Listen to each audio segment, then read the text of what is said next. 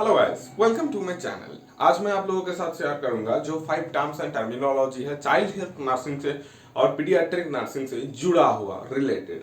अगर आप टर्मिनोलॉजी ठीक ठाक से करिएगा तो एग्जाम में जो है मार्क्स आप आसानी से ला सकते हो।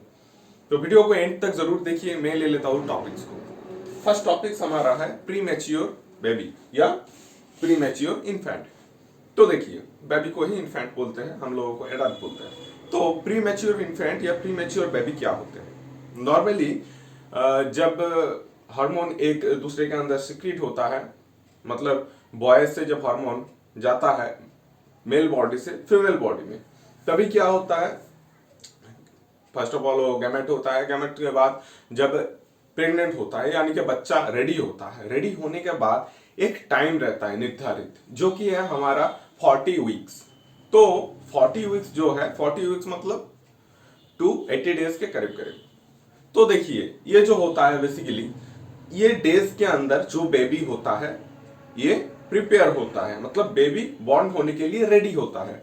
अगर कोई बेबी 36 या 37 या 35 वीक्स में रेडी हो जाता है तो उसको हम क्या बोलते हैं? प्री मैच्योर्ड बेबी, मतलब जो बेबी बॉर्न होने के लिए टाइम से पहले ही मैच्योर्ड हो जाता है।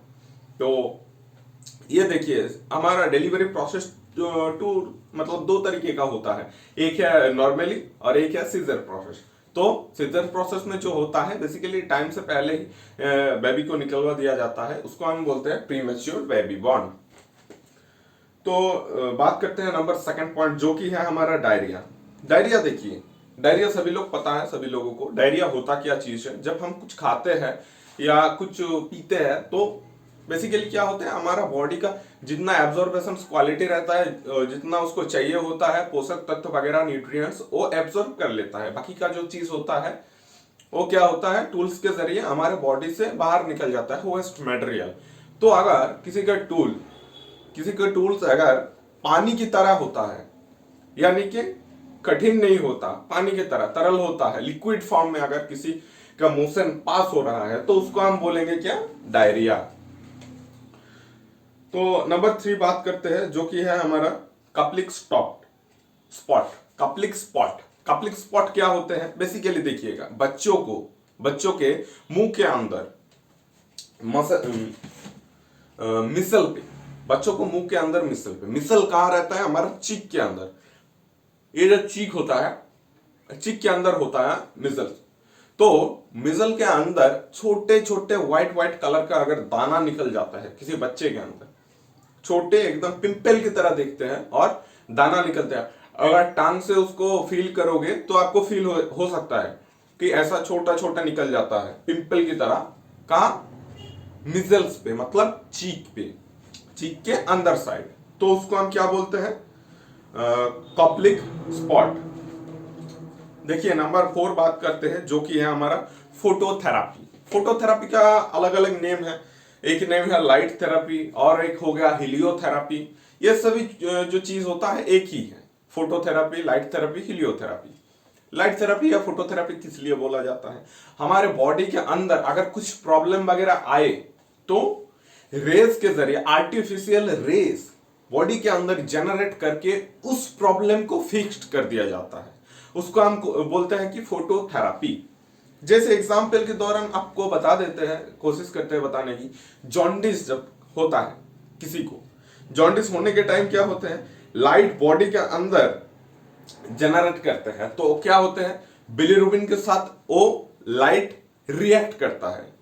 बिलिरुबिन हमारे बॉडी के अंदर प्रेजेंट होता है, तो उसके साथ जो होता है वो रेज जो आता है आर्टिफिशियल मशीन के जरिए, जो रेज आता है वो रिएक्ट करते हैं और वहां से O2 के संबंध में, ऑक्सीजन के संबंध में जब आते हैं तो प्रॉब्लम को फिक्स करने के लिए हेल्प करते हैं। ये जॉन्डिस में एग्जांपल जॉन्डिस में दिया।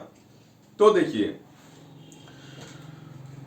डिसॉल्व होता है जब बेसिकली वो जब आते हैं, रेज आते हैं हमारे बॉडी के अंदर, O2 है, O2 लेते हैं और जॉन्डिस के केस में या जॉन्डिस के हिसाब में बिलिरुबिन जो है वो काम आता है और सभी कुछ मिल के एक साथ हमारे बॉडी के अंदर जो प्रॉब्लम है उसको फिक्स्ड करते हैं या सेटल करते हैं।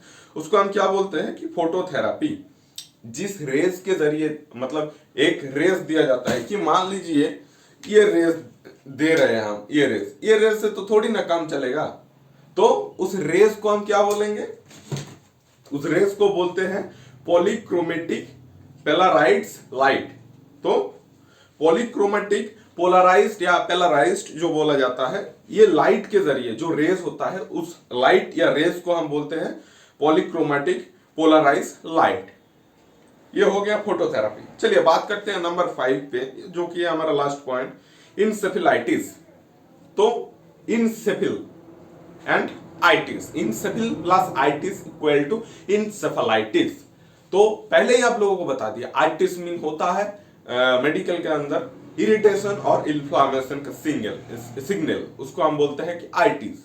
तो इंसेफिल मतलब हो गया ब्रेन सेल, ब्रेन के अंदर जो सेल प्रेजेंट होता है, बॉडी के कई जगह, फुल बॉडी के अंदर सेल जो होता है, सेल टिश्यू क्लॉट वगैरह सभी कुछ प्रेजेंट होता है। तो अगर ब्रेन के अंदर सेल के कुछ प्रॉब्लम आए या कुछ डिसऑर्डर, इरिटेशन, इन्फ्लामेशन कुछ आए, तो उसको हम बोलते हैं इंसेफेलाइटिस, कॉज्ड बाय इन्फ्लामेशन और एलर्जिकल रिएक्शन।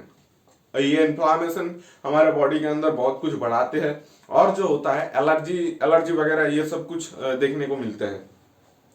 देखिए ये जो होता है बेसिकली हर्पेस सिंप्लेक्स वायरस।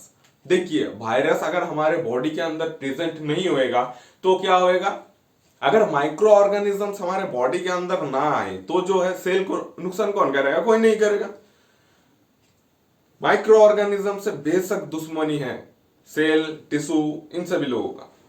तो जब माइक्रो ऑर्गेनिजम्स बाहर से आते हैं तो डायरेक्टली जाके कहां इफेक्ट करता है, सेल में या टिश्यू में। तो बाहर से जो वायरस आते हैं, माइक्रो ऑर्गेनिज्म से मतलब वायरस, बैक्टीरिया, प्रोटोजोआ, फंगस, ये जो है सभी कुछ होता है। तो अगर कोई वायरस आते हैं हमारे बॉडी के अंदर और ब्रेन का सेल डैमेज करते हैं तो उसको हम बोलते हैं इंसेफेलाइटिस।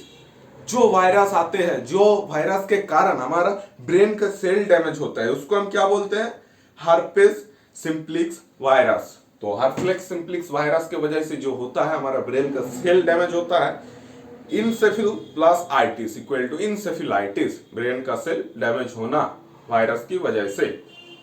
तो वही था 5 टॉपिक्स आज का। चलिए दोस्तों वीडियो को एंड यहीं पे करते हैं, मिलते हैं नेक्स्ट वीडियो पे, तभी के लिए बाय बाय, थैंक यू।